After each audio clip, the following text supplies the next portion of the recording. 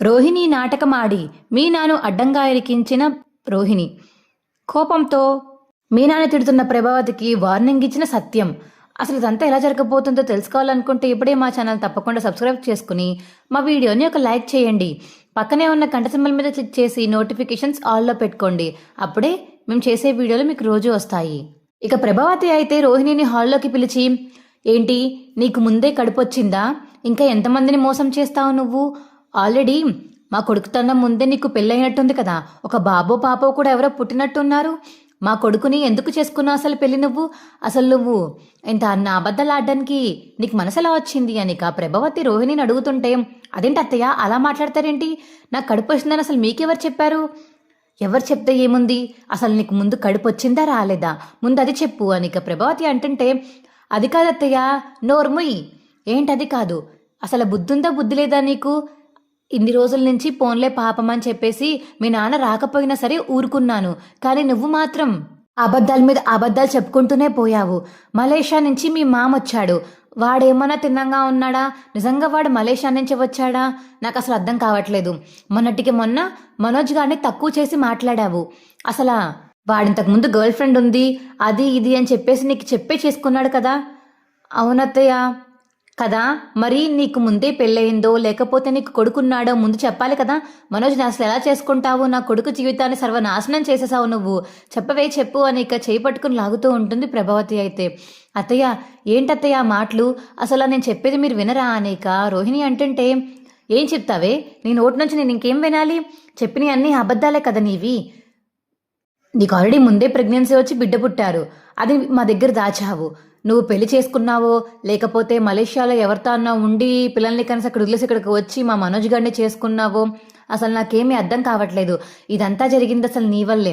ఈ మనోజ్ గాడు చూసుకోకుండా పెళ్లి చేసేసుకున్నాడు. ఆ కామాక్షి తెచ్చింది కదా సంబంధం, ముందు ఆ కామాక్షిని అనాలి అని చెప్పేసి ప్రభావతి అంటుంటే, అత్తయ్య ఏంటత్తయ్య నేను చెప్పేది వింటారా వినరా? ఏంటి వినేది రోహిణి? అసలు నువ్వు ఇంతకు ముందు కన్సీవే అవ్వలేదు కదా, అలా కన్సీవ్ అవ్వకుండా నాకు చెప్పాలి కదా. నువ్వు ఒకవేళ కన్సీవ్ అయితే నా దగ్గర ఉన్నప్పుడు కన్సీవ్ అవ్వలేదంటే ముందు నువ్వు ఆల్రెడీ కన్సీవ్ అయ్యావని తెలిస్తే ముందు బయట ఎవరో నీతో ఉన్నట్టే కదా అని మనోజ్ అంటుంటే, నేను కన్సీవ్ అయ్యాను అని గట్టిగా అరుస్తుంది ఇక రోహిణి. అదే మేము చెప్పాము, నువ్వు కన్సీవ్ అయ్యావు పిల్లని కన్నావని మేమే అదే అంటున్నాము అని శృతి అంటుంటే, అసలు మీకేం తెలుసని మాట్లాడుతున్నారు? నా గురించి అసలు మీకేమైనా తెలుసా అని రోహిణి అంటుంటే, ఇంకేం తెలియాలి నీ గురించి? చేసిందంతా చేసి మళ్ళీ ఇంకేం తెలియాలి మాకు? ఆల్రెడీ బిడ్డను కనేసి ఎక్కడ వదిలి పడేశావు, వాడు ఎక్కడున్నాడో ఏంటో నీకే తెలియాలి. ఇప్పుడేమో మా మనోజ్ గారిని పెళ్లి చేసుకుని వాడి జీవితాన్ని నాశనం చేసేసావు. రెండో పెళ్లిదానికి ఇచ్చి పెళ్లి చేసినట్టుంది నా మనోజ్ గారి బతుకు ఛే అని చెప్పేసి ఇక ప్రభావతి అంటుంటే, అత్తయ్య ఇంకా చాలు ఆపండి, ఇంకా ఆపండి అత్తయ్య. ఎన్ని రోజులని నన్ను ఇలా హింసిస్తారు? నాకు అసలు అర్థం కావట్లేదు, ఇంకెన్ని మాటలను మాట్లాడతారు? ఏంటి నిన్ను నేను హింసించానా? అవునత్తయ్య, బాగుందమ్మా, చేసిందంతా నువ్వు చేసేసి ఇప్పుడేమో నేను హింసించానని చెప్పేసి రివర్స్లో నువ్వు నా మీదే అంటున్నావా?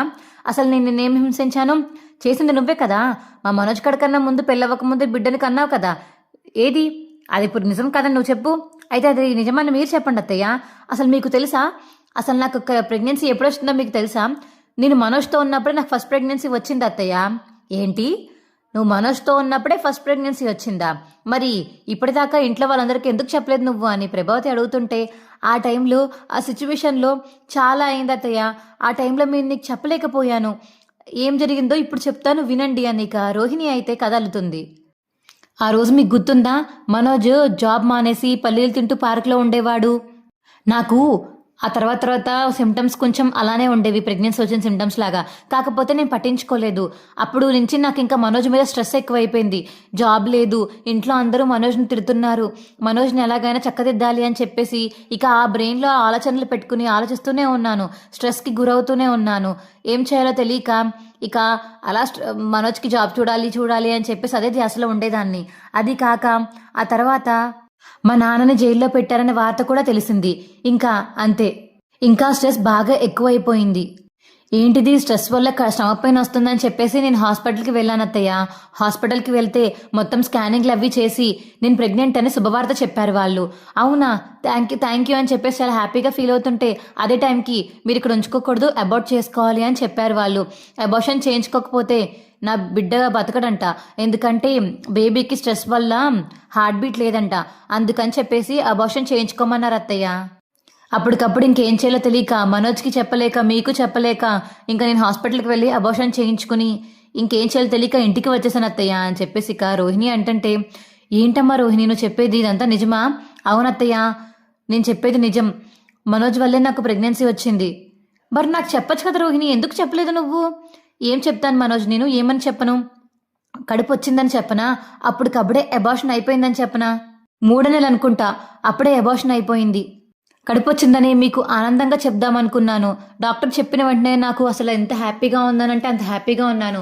ఆ తర్వాత ఆ బేబీ పుట్టడు, నీకు అబార్షన్ చేయాలి అని చెప్పగానే డాక్టర్ ఇంకా నా ఆశలన్నీ వదిలేసుకున్నాను అప్పుడే. ఇక మీకు ఎందుకు చెప్పి బాధ పెట్టడం, ఇలా అయిందని మీకు చెప్తే మీరు బాధపడతారని అప్పుడు నేను చెప్పలేదు. కానీ ఇప్పుడు ఈ టాపిక్ వచ్చింది కాబట్టి చెప్పాల్సి వస్తుంది. మీ అందరూ నన్ను ఇన్ని మాటలు అన్నారు కాబట్టి చెప్పాల్సి వస్తుంది అని ఇక రోహిణి అంటుంటే, రోహిణి నన్ను క్షమించు రోహిణి, నువ్వు ఎంత బాధపడ్డావో నాకు అర్థమవుతుంది అని ఇక మనోజ్ అంటుంటే, నీకు తెలియదు మనోజ్ ఆ బాధ. ఒక తల్లిగా నేను చాలా బాధపడ్డాను. కడుపు వచ్చినట్టే వచ్చి పోయిందంటే ఎంత బాధగా ఉంటుందో ఆ విషయం నీకు తెలుసా? మీకు తెలీదు. నేను చాలా అనుభవించాను ఆ టైంలో. నీకు ఒక ప్లస్ జాబ్ ఒకటి లేదు. ఇవన్నీ చెప్పి నిన్ను బాధ పెట్టడం ఎందుకని నేను ఇంకేం చెప్పలేదు మనోజ్. నీకు జాబ్ వచ్చాక మళ్ళీ మనం ఎలాగో కందాంలే పిల్లల్ని, అప్పుడు చూద్దాంలే ఇంకా అని ఊరుకున్నాను. అత్తయ్య కూడా మనకే ఫస్ట్ పిల్లలు పుట్టాలి అంటున్నారు కదా, అదే ఆస్తో ఉన్నాను. ఇంకా అప్పుడు అలా అయ్యేసరికి ఇక అత్తయ్య గారికి చెప్తే అత్తయ్య గారు చాలా బాధపడతారని అత్తయ్యకి కూడా చెప్పలేదు నేను అని రోహిణి అంటుంటే, అమ్మ రోహిణి నన్ను క్షమించమ్మా, నేను వీళ్ళ మాటలు విని అనవసరంగా నేను అవమానించాను, నన్ను క్షమించు అని ఇక ప్రభావతి అయితే వెళ్ళి రోహిణిని హక్ చేసుకుంటుంది. అయినా ఈ విషయం అసలు మీకు ఎవరు చెప్పారండి? మీకెందుకు? అసలు ఎందుకు మీరు ఈ విషయంలో దూరారు అనిక రోహిణి అయితే సత్యం అంటుంటే, నన్నంటవేంటి? నాకు తెలిసింది నేను చెప్పాను. అయినా తెలిసింది నిజమే కదా జరిగింది. తనకు ఫస్ట్ ప్రెగ్నెన్సీ అయిపోయి సెకండ్ ప్రెగ్నెన్సీ కదా ఇది అని చెప్పేసి ఇక సత్యం అంటుంటే, అవును కానీ మీరు చెప్పిన విధానం ఎలా ఉంది చూడండి, రోహిణి చెప్పిన విధానం ఎలా ఉంది? తనకి మనోజ్తోనే ఫస్ట్ ప్రెగ్నెన్సీ వచ్చి అబౌట్ అయింది. కానీ మీరు చెప్పింది ఏంటి? ఆల్రెడీ ఇంతకు ముందే ప్రెగ్నెన్సీ వచ్చి బాబు పుట్టాడో పాప పుట్టిందో అని చాలా చాలా చెప్పారు. అసలు మీకు ఎవరు చెప్పారు అనిక ప్రభాతి అంటుంటే, చెప్పాను కదా ఇందాక నీకు, నాకు బాలు చెప్పాడు అనిక సత్యం చెప్తుంటే, అనుకున్నా వీడే అని అనుకున్నా. మనోజు రోహిణి హ్యాపీగా ఉండడం చూస్తే వీళ్ళకి నచ్చదు కదా, అందుకే వీడే చెప్పాడేమో అని అదే అది ముందే అనుకున్నాను అనిక ప్రభావతి అంటుంటే, నన్నంటావేంటి? నాకు చెప్పే విధంగా అలాగే చెప్పాడు, అందుకనే నేను నాన్నకి చెప్పాను. నీకు తెలుసు కదా నా కడుపులో ఏ నిజాలు దాగవని, అవి దాగవు కాబట్టి నేను వెళ్ళి ఇక నాన్నకి చెప్పేశాను. నాన్నకి దాగక నిన్ను వచ్చి అడిగాడు, నన్నంటావేంటి నువ్వు అని ఇక సత్యంకి ఇక ప్రభావతికి బాలు చెప్తుంటే, నీకెవడు చెప్పాడ్రా? నాకు రవిగాడు చెప్పాడు అని బాలు చెప్పడంతో, ఏంటి రవి నువ్వు కూడా ఇలాంటి విషయాలు మాట్లాడతావా? అసలు నీ గురించి నేను ఎప్పుడు ఇలా అనుకోలేదురా అని చెప్పేసి ప్రభావతి అంటుంటే, నన్నంటావేంటమ్మా? అయినా మొత్తం నేనేం చేయలేదు, నాకు ఎంత తెలుసు నేను అంతే చెప్పాను. మీకు మీరే ఇంకా ఎక్కువ అల్లేసుకున్నారు. ఫస్ట్ ప్రెగ్నెన్సీ వచ్చింది, సెకండ్ టైం కోసం హాస్పిటల్కి వెళ్ళిందంట అని చెప్పేసి నాకు తెలిస్తే మీరేమో ఏకంగా బిడ్డ పుట్టేశాడా అని చెప్పి నువ్వు అడిగావు. ముందు పెళ్ళయిందా నువ్వే అడిగావు, మళ్ళీ ఆఖరికి నా మీదకి వస్తారేంటి మీరు అని ఇక రవి అంటుంటే, నీకెవరు చెప్పారా? నీకెలా తెలిసింది అసలు రోహిణి సెకండ్ ప్రెగ్నెన్సీ అని ప్రభావతి అడుగుతుంటే, నాకు శృతి చెప్పింది అని రవి అంటాడు. ఏంటి శృతి ఇది? ఏమన్నా ఉంటే డైరెక్ట్గా నన్ను అడగాలి కానీ అక్కడ ఇక్కడ చెప్పి ఇల్లంతా స్ప్రెడ్ చేయడం ఏంటి నువ్వు అని రోహిణి అంటుంటే, అది కాదు రోహిణి, నేను ఆ నిజం ఆగలేక రవికి చెప్పేశాను. అసలు యాక్చువల్గా నిన్నే వచ్చి అడుగుదాం అనుకున్నాను, కానీ రవి ఎందుకు వాళ్ళ విషయాల్లో మొదలు దూరకూడదు అన్నాడని ఆగిపోయాను. కానీ రవి ఇలా బాలోకి చెప్తాడని ఎప్పుడు అసలు అనుకోలేదు.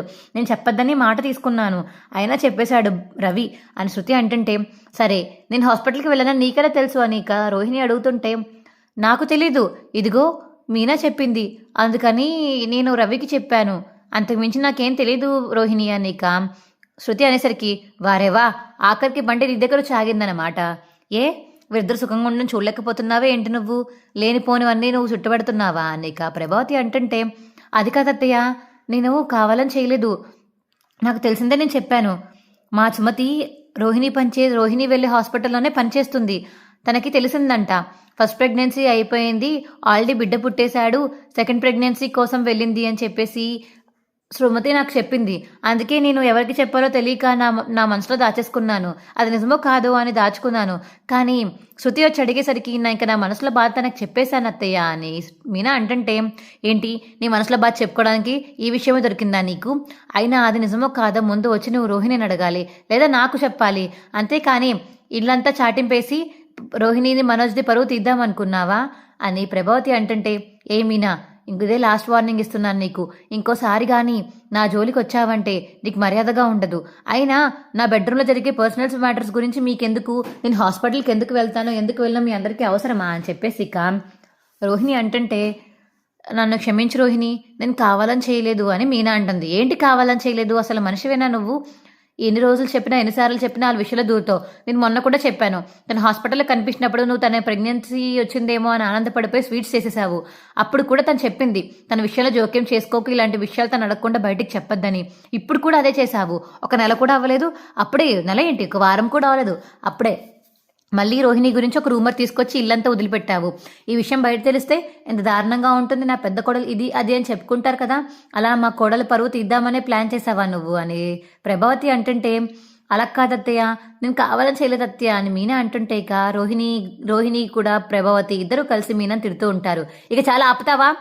తనకేదో తెలియక చెప్పిందని చెప్తుంది కదా, ఇప్పుడు దాకా శృతిని, రవిని, బాలుని ఎందుకు తిట్టలేదు? మీనా నేను తిడుతున్నావు అని ఇక సత్యం అడుగుతుంటే, ఏంటండి మీరు దానికి సపోర్ట్ చేస్తారు? ఇలా తప్పుడు వార్త చెప్పాక కూడా దాన్ని తిట్టడం కూడా ముద్దు పెట్టుకోమంటారు ఏంటి? నాకు అర్థం కావట్లేదు అని ప్రభావతి అంటుంటే, తనని ముద్దు పెట్టుకోమని చెప్పలేదు, తిట్టమని చెప్పలేదు నేను. ఇప్పుడు బాలుకి ఎలా తెలుసు అంటే రవి చెప్పాడు అన్నాడు, రవికి ఎలా తెలుసు అంటే శృతి చెప్పింది అని చెప్పేసి అన్నాడు, శృతికి ఎలా తెలుసు అంటే మీనా చెప్పింది అని చెప్పేసి అంది. అలాగే మీనాకి ఎలా తెలుసు అన్నప్పుడు సుమతి చెప్పిందని చెప్పేసి అంది కదా, అక్కడితో వదిలేయకుండా ఎందుకు అలా మీనానే తిడుతున్నావు? నీకు కారణం కావాలి. అదే శృతి వచ్చి చెప్పుంటే శృతిని ఇలా తిడతావా? నువ్వు తిట్టావు కదా. అది కాదండి, శృతి ఎందుకు అలా చేస్తుంది, మరి మీనా ఎందుకు అలా చేస్తుంది? తను కావాలని ఏం చేయలేదు. అక్కడ డాక్టర్స్ చెప్పే విధంగా, నర్సులు చెప్పే విధంగానే తీసుకొచ్చి ఇంట్లో చెప్పింది. ఇంకా ఒకరి నోట్లోంచి ఇంకొకరి నోట్లోకి పాకేటప్పటికి అది రకరకాలుగా మారుతుంది. ఆ విషయం తెలుసు కూడా నువ్వు ఇంకా మీనానే తిడుతున్నావంటే నేనేమన్నా నాకు అర్థం కావట్లేదు ప్రభా అని చెప్పేసి ఇక సత్యం ప్రభావతిని తిడుతుంటే, ఏంటండి అంత పెద్ద తప్పు చేసేసరి దాన్ని ఏమనరు అని చెప్పేసి ప్రభావతి అంటుంటే, తను తప్పు చేయలేదు, తనకి సరిగ్గా తెలియక సగం సగం చెప్పినట్టుంది. లేకపోతే ఆల్రెడీ ఫస్ట్ ప్రెగ్నెన్సీ వచ్చింది కదా, బిడ్డ పుట్టేసే ఉండాలి కదా అని చెప్పేసి తను ఆలోచించినట్టుంది. ఫస్ట్ ప్రెగ్నెన్సీ అంటే తను మనకి ఇప్పుడు రోహిణియే ఉంది, రోహిణి మనకి ఇంట్లో శుభవార్త వచ్చింది, నేను కన్సీవ్ అయ్యాను, నాకు ఇలా ప్రెగ్నెన్సీ పోయింది అని రోహిణి ఎప్పుడు చెప్పలేదు కదా. ఒకవేళ తను ప్రెగ్నెంట్ అయితే ఇంట్లో అందరికీ చెప్పేది కదా. ఆ విషయం మీనాకి తెలియదు కాబట్టి ఇక మీనా ఏమనుకుంటుంది, పెళ్ళవక ముందే ప్రెగ్నెన్సీ వచ్చిందేమో అనుకుంది. అందులో తన తప్పేముంది? ఇప్పుడు అయినా ఎవరికి చెప్పింది? ఓన్లీ శృతిగా చెప్పింది. శృతి వెళ్ళి రవికి చెప్పాడు. అలా అలా ఇల్లంతా పాకింది తప్ప బయటికేమీ వెళ్ళి చెప్పుకోరు కదా నీకులాగా. నువ్వైతే కామాక్షికి బయట వాళ్ళందరికీ చెప్పుకుంటూ వస్తావు, కానీ మీనా అలా ఎవరికి చెప్పదు అనిక సత్యం మీనాకి సపోర్ట్ చేస్తుంటే, ఏంటంటే ఇది నన్ను ఎంత అవమానించినా, ఎంత ఇన్సల్ట్ చేసినా, మీ అందరు ఎన్ని మాట అన్నా సరే నేను ఓర్చుకున్నాను కదా ఆంటీ, తనని అలా అంటారు ఏంటి అసలు అని చెప్పేసి ఇక రోహిణి అయితే మీనాని తిట్టమని ప్రభావతిని రెచ్చగొడుతుంది. సరేలేమ్మా ఊరుకో, అయిపోయింది కదా, ఇంకొకసారి ఇలాంటి టాపిక్ వస్తే మాత్రం ఇంట్లోంచి బయటికి గెంటేస్తాను దీన్ని అని చెప్పేసి ప్రభావతి అంటుంటే, మీనాని బయటికి గెంటడానికి అసలు నువ్వెవరు? నువ్వు గంటే అవకాశం కూడా నీకు ఇవ్వను, మీనాని గంటే హక్కు కూడా నీకు లేదు అని చెప్పేసి సత్యం అంటుంటే, ఏంటండి అంతలా దానికి సపోర్ట్ చేస్తున్నారు? అవును, తను తప్పు ఉన్నప్పుడు తిట్టినా నేనేమన్ను, కానీ తను తప్పు చేయకుండా తను తిట్టావంటే మాత్రం నీకు మర్యాదగా ఉండదు ప్రభా అని సత్యం అంటాడు. అమ్మా రోహిణి, నువ్వేం బాధపడకు, ఇవేం పట్టించుకోకు, ఇవాళ కుదిలే, నాకు క్షమించు. అనుకోకుండా ఇంట్లో వాళ్ళందరూ మాట్లాడుకుని ఆ విషయం ఇంట్లో అంతా తెలిసి ఆఖరికి నా దగ్గరికి వచ్చి వాలింది. ఇక నాకు ఆగక వచ్చి నిన్ను అడిగాను అంతే, నాకు క్షమించమ్మా అనిక ప్రభావతి అయితే రోహిణిని క్షమాపణ అడుగుతుంది. అయ్యయ్యో మీరు నాకు క్షమాపణ చెప్పడమే తాతయ్య, పర్లేదండి, మీరు నాకేం క్షమాపణ చెప్పాల్సిన అవసరం లేదు అనిక రోహిణి అనడంతో, సరే నువ్వు తప్పుగా అనుకోకు అని చెప్పేసి ఇక ప్రభావతి చెప్పడంతో రోహిణి మనోజ్ అయితే రూమ్లోకి వెళ్ళిపోతారు. ఇక రోహిణి అయితే కోపం చాలా కూర్చుని ఉంటుంది. ఏంటి రోహిణి అంత కోపంగా ఉన్నావు? ఏంటి మనోజ్, అసలు నీకు నా గురించి తెలుసా? పెళ్ళవక ముందు నేను కన్సీవ్ అయ్యానో లేదో నీకు తెలుసా? అసలు పెళ్ళవక ముందు నేను ఎవరితో ఉన్నానో నీకు తెలుసా? ఎందుకని నేను ఎవరితోనో ఉన్నాను అనే భ్రమలోనే నువ్వు ఉన్నావు, బయట ఎవరైనా వచ్చి నా గురించి ఇలా చెప్తే ఇంత ఈజీగా నమ్మేస్తావా నువ్వు అని ఇక రోహిణి అంటుంటే, అది కాదు రోహిణి, అదేదో ఫస్ట్ ప్రెగ్నెన్సీ సెకండ్ ప్రెగ్నెన్సీ అన్నారని చెప్పేసి నాకు సరిగ్గా అవగాహన లేక వాళ్ళు చెప్పిన మాటలు నమ్మేశాను రోహిణి అని మనోజ్ అంటాడు. నువ్వెవరు చెప్పిన మాటలు వినడమే తప్ప నీ అంతటి నువ్వు బ్రెయిన్ పెట్టి ఆలోచిస్తే ఎప్పుడో బాగుపడుతుంది కదా అని చెప్పేసి రోహిణి అంటుంటే, ఏంటి రోహిణి అంత కోప్పడుతున్నావు? కోప్పడతాను మనోజ్, నువ్వు ఆ రోజు మొన్న నాకంటూ పెళ్ళవకముందు ఎవరు ఉండే ఉంటాడు, తప్పు చేయలేదని అడిగినప్పుడే నాకు ఎంత ఏడుపొచ్చి ఏడ్చానో తెలుసు కదా. అలాంటిది ఇప్పుడు నువ్వే నాకు ప్రెగ్నెన్సీ వేరే వాళ్ళ వల్ల వచ్చిందా ఏంటి అని అడిగేటప్పటికి నా మనసు ఎలా కుమిలిపోతుంది అనుకుంటున్నావు నువ్వు అని. ఇక రోహిణి అనేసరికి రోహిణిని అయితే హక్ చేసుకుంటాడు మనోజ్. ఇంకో పక్క మీనా అయితే కిచెన్ రూమ్లో నుంచి ఏడుస్తూ ఉంటుంది. అబ్బాబా ఎందుకు ఏడుస్తున్నావు మీనా అని బాలు వెళ్ళి ఇక మీనా ఓదారుస్తాడు. కాదండి, అత్తయ్య నన్ను తిట్టారండి. అవును మీనా, అది ఎప్పుడు ఉండేదే కదా, ఎప్పుడు తిడుతూనే ఉంటారు కదా, ఈసారి కొత్తగా తిట్టినట్టు అలా ఏడుస్తున్నావేంటి అని బాలు అడుగుతుంటే, అలా కాదండి, అసలు అనుకోలేదండి రోహిణికి ఇంతకు ముందే ప్రెగ్నెన్సీ వచ్చిందని, అది కూడా మనోజ్ వల్లే వచ్చిందని అనుకోలేదండి. నిజంగా ఆ విషయం నేను బయటికి చెప్పినందుకు ఇప్పుడు నేను చాలా బాధపడుతున్నాను అని ఇక రోహిణి గురించి మీనా అయితే బాలుతో అంటుంటే, అయిపోయింది అయితే అయిపోయింది మీనా, మా అమ్మ తిట్టేసింది కదా, రోహిణి పార్లర్ అమ్మ కూడా చెప్పింది తన జోలికి ఇంకోసారి రావద్దని, ఇంకోసారి ఆ విషయంలో నువ్వు తలదోర్చుకో, అంతే అయిపోయింది, దానికి ఎందుకు ఏడుస్తున్నావు నువ్వు అని ఇక బాలు చెప్తాడు. సరేనండి, మీరు చెప్పినట్టుగానే ఇంక నేను తలదోర్చును, సైలెంట్గా ఉంటాను అని మీనా అంటుంది. అమ్మ మీనా, అదన్న మాటలు నువ్వేం పట్టించుకోకు, అది ఎప్పుడు తెలిసిందే కదా నీకు, అలానే వాగుతుంటుంది. ఆ మనిషి అసలు ఇంట్లో లేదనే విషయమే నువ్వు మర్చిపో, ఆ మనిషి ఎవరో అనుకో, నేను తిడుతుందని కూడా పట్టించుకోకు, వాడు తిడుతున్నప్పుడు చెవులు మూసేసుకో అని ఇక సత్యం వచ్చి చెప్తుంటే మీనాకి, ఏంటి నాన్న మీనానే చెవులు మూసుకో వచ్చేసుకో అంటావు, కానీ అమ్మకు నువ్వు చెప్పవా, అమ్మని సైలెంట్గా ఉండమని చెప్పవా అని బాలు అడుగుతుంటే, నేను ఎప్పటి నుంచో చెప్పి చెప్పి అలసిపోయాను రా, గొడ్డుకైతే ఒక దెబ్బేసి చెప్పొచ్చు, మీ అమ్మకి ఎన్ని దెబ్బలేసినా ఎన్ని చురకలేసినా మీ అమ్మ మాత్రం ఈ జన్మకి మారదురా అని చెప్పేసి ఇక సత్యం చెప్పడంతో ఇంకా ఆ దేవుడే కాపాడాలి అమ్మని, ఎన్నిసార్లు చెప్పినా అమ్మ బుర్ర పని చేయట్లేదంటే ఇంకా మనం ఏం చేయలేంలే అని ఇక బాలు అంటాడు. అందుకే నేను వదిలేశాను రా, మీ అమ్మకి చెప్పలేకే వదిలేశాను అని సత్యం అంటాడు. ఇంకా రవి శృతి కూడా రూమ్లోకి వెళ్ళిపోతారు.